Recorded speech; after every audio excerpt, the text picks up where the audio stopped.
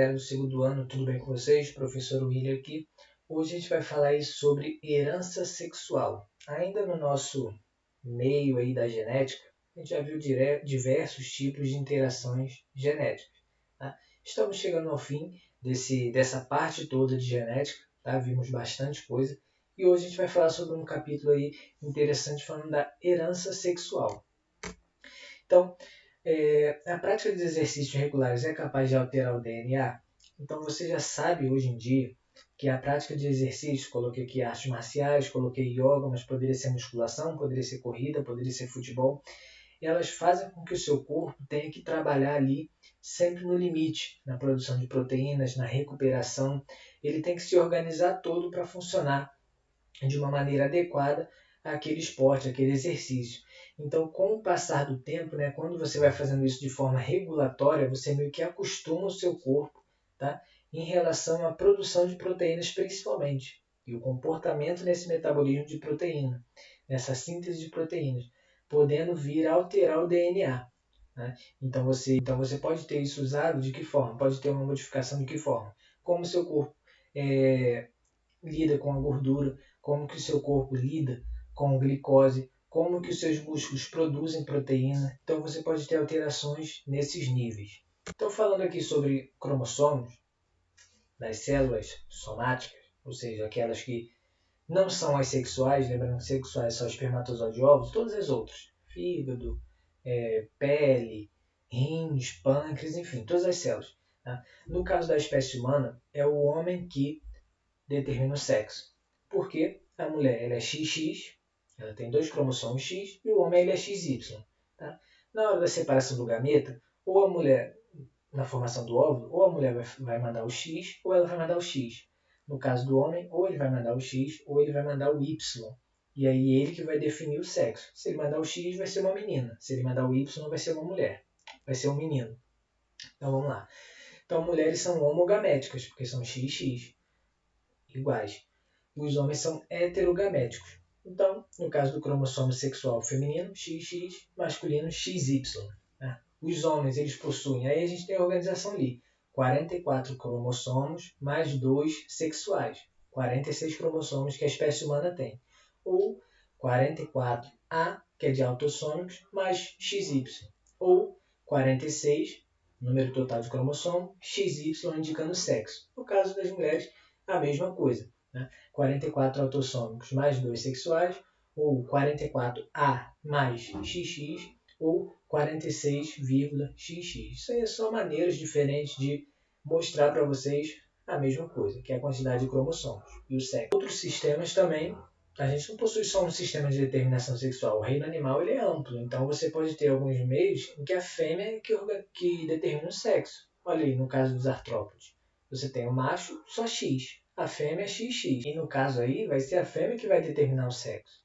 No caso aqui das abelhas, a mesma coisa. Olha lá, a rainha tem 32 cromossomos. O zangão tem 16. Aí você tem o zangão, operária e rainha. Dependendo da relação que ocorrer aí devido à rainha, né, você pode ter ali a presença de grupos distintos. Né? Lembrando que quando não há fecundação, é o zangão.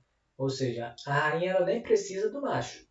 Se ela botar um montão de ovinhos lá e nenhum for fecundado, vai ser tudo zangão. Ou, quando ele é fecundado, quando tem a interação ali dos gametas, você pode ter uma operária ou uma rainha. Lembrando que o zangão só tem metade do material genético da rainha, porque ele só tem metade do material genético dela. Ela tinha 32. Ela dividiu esse material genético pela metade para a formação dos ovinhos, ele vai ficar com 16 para sempre, porque não foi fecundado. Os outros, caso sejam fecundados, vão dar origem à operária e à rainha também, e com 32 cromossomos, ou seja, material genético completo se comparado com a rainha. E a gente tem algumas heranças que são influenciadas pelo sexo, ou seja, estão mais ligadas ao masculino ou mais ligadas ao feminino.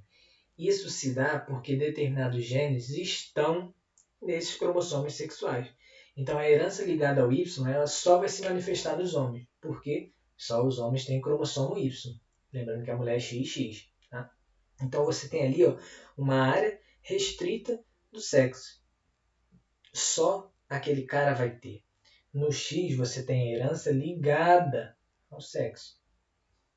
Porque ele pode estar presente tanto nesse cara, como pode estar presente numa mulher também, porque a mulher também vai ter o X. Agora restrita não. Restrita só o homem vai ter. Então, ocorre quando os genes se situam no cromossomo Y não homólogo a um X, ou seja, não tem aquela mesma região no cromossomo X. Um exemplo é o quê? É a região que determina o sexo.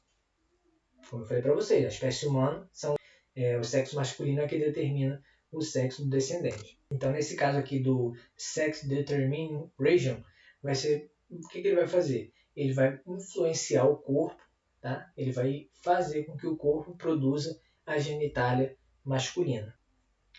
E você tem herança influenciada pelo sexo. Ocorre quando a presença de hormônios sexuais podem limitar a expressão dos genes autossômicos em ambos os sexos. Então esse cara aqui já vai estar ligado em quem? No X. Então ela pode ser limitada ali pelo sexo. Um exemplo é o quê? Hipertricose auricular, que é o crescimento de pelos em excesso aonde? Na orelha, na região aqui dos ouvidos. Então a gente tem algumas heranças aí que elas são o quê? Autossômica influenciada pelo sexo. Tá? Então, em alguns casos, a expressão gênica pode ser influenciada pelo sexo do indivíduo. Tá? E essa herança influenciadora ela pode estar presente aonde? Em genes localizados nos autossômicos. Então, a gente tem como exemplo aí a calvície. Olha lá, homem e mulher. Para o homem ser calvo é muito mais fácil. Tá, vamos lá. Para a pessoa ser normal, ela tem que ser o quê? Duplo recessivo. Beleza. O homem, ele sendo heterozigoto, só dele apresentar um dominante, isso já vai influenciar nos autossômicos dele. Então ele vai ser calvo. E se ele tiver os dois dominantes, ou seja, se ele for homozigoto dominante para o gene da calvície, aí que ele vai ser mais calvo ainda. No caso das mulheres, ela só vai ser calva na questão se ela for homozigoto dominante. Ou seja, se ela estiver lá no XX, o Czão e o Czão. Ela vai ser calva. No caso do homem, se ele tem lá o XY, basta ele ter um Czão aqui, no cromossomo X, que ele já está com aquela característica. Então você tem essas heranças que são autossômicas, tá? Influenciadas pelo sexo. Então, você tem uma influência dos cromossomos sexuais ali, gerando, fazendo com que os cromossomos autossômicos, ou seja, as características autossômicas, sejam modificadas. Que características autossômicas são essas? Todas. Cor do cabelo, cor da pele, cor dos olhos, formato da unha, formato da orelha, buraquinho no queixo, buraquinho quando ri. Tá? Tudo isso são heranças autossômicas. Nesse caso aqui, só vocês pararem para pensar, para reparar. Se você tem gato em casa, se ele tem 3 cores, com certeza é fêmea. Gato macho não possui 3 cores, apenas as fêmeas. Por quê? Porque esse tipo de herança ele se liga tanto aos sexuais quanto aos autossomos. Então você vai ter essa herança trabalhando em duas frentes aí. Ela não é influenciada, ela é ligada aos cromossomos sexuais e autossômicos. Então, como eu coloquei para vocês, um exemplo é a pelagem dos gatos. Os machos apresentam apenas 2 cores ou uma, enquanto as fêmeas podem ser tricolores. Né? E por que isso acontece? Porque a cor branca ela é transmitida pelos genes autossômicos, os genes normais. Agora, já a cor preta e a amarela ela é transportada pelo cromossomo X. E a fêmea pode ter preto e amarelo lá no cromossomo XX dela. E também pode transportar a cor branca pelos autossômicos. Então, no final de tudo, ela junta lá as 3 cores e vira uma fêmea tricolor. Já no caso dos machos, não. Ele só consegue transportar uma característica sexual e uma autossômica. Então, ou ele vai ter 2 cores, ou ele vai ter apenas uma cor. Então, aqui a gente tem a herança ligada ao sexo, mas relacionada ao X. Tá? Então, ocorre quando os genes envolvidos situam-se no cromossomo X, em sua porção não homóloga, ou seja, na parte do X que o cromossomo Y não apresenta. Tá? E é também chamada de herança ligada ao X. Se manifesta de maneira diferente em homens e em mulheres. Até porque as mulheres vão ter 2x, xx e os homens vão ter xy. No caso das mulheres, você tem a porção homóloga. No caso dos homens, não. Por isso que se manifesta de maneira diferente. E aqui eu trouxe para vocês um testezinho para vocês verificarem se vocês são daltônicos. Tá? Lembrando que o daltonismo ele tem diversos graus. E eu trouxe para vocês esse testezinho que vocês podem fazer. E lá no nosso dia do Zoom vocês podem me dizer se vocês conseguiram enxergar os números ou não. Eu consigo ver perfeitamente todos eles. Olha ali, no caso do daltonismo, olha os tipos de daltonismo diferentes que a gente tem. A gente tem a foto original, a gente tem 3 tipos diferentes de daltonismo.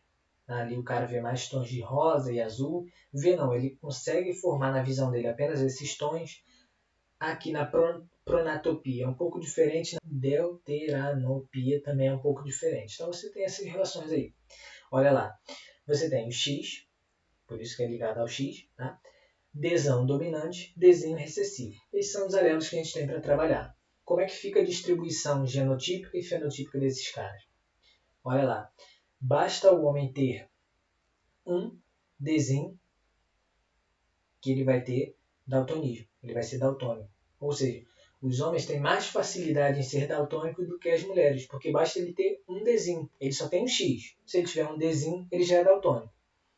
Agora, se ele tiver o Dzão, visão normal. No caso das mulheres, como é que funciona? Elas têm XX. Tá? Se ela tiver Dzão, visão normal.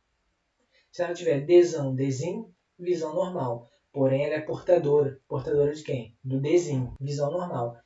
Então, quando aquela mulher tiver um filho, se ela passar o gene Dzinho e esse menino e for um bebê do sexo masculino, com certeza ele vai ser daltônico, porque ele já recebeu dela o Dzinho. Tá?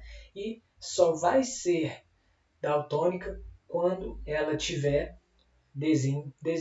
Ou seja, para uma mulher ser daltônica é muito difícil, porque o pai dela tem que ser daltônico e a mãe dela ou tem que ser daltônica ou tem que ser portadora do daltonismo e passar aquele gene para ela. Então é muito mais difícil as mulheres serem daltônicas. A mesma coisa aqui é a herança ligada ao sexo da doença hemofilia. Então nós não conseguem ter a coagulação desse sangue.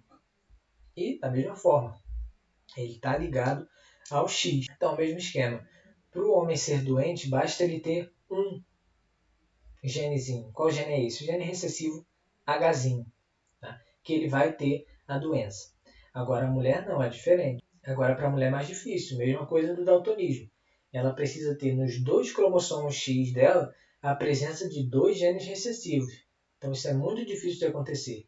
Ela pode ser portadora, quando ela carrega o gene, mas ela não tem a doença, e é o mesmo esquema, ela pode passar aquilo para os filhos dela. E aqui a gente tem uma doença chamada de distrofia muscular de Duchenne, que é uma doença que vai degradando, tá? O aparelho locomotor, ossos e músculos, tá? E na infância a criança parece normal, mas conforme ela vai se desenvolvendo, aí quando chega na adolescência é o ápice, ela tem o pico ali da doença e dali para frente vai só causando essa distrofia. Tá? E a mesma coisa é uma herança ligada ao sexo. No caso dos homens, basta ele ter um para que ele tenha a doença. Então, essas heranças ligadas ao sexo elas são mais comuns nos homens, porque basta ele ter um daquele gene que causa a doença para ele ter a característica. No caso das mulheres, não. Elas precisam ter 2, porque elas possuem 2 cromossomos X. Elas são XX. Tá? Mas ela pode ser portadora e passar aquilo para o seu descendente. E ela pode ser portadora, não ter a doença e passar aquilo para o seu descendente. Então, galera, muito obrigado pela atenção. Espero que tenham gostado da aula. E logo, logo teremos nosso Zoom para poder tirar todas as dúvidas de vocês. Valeu!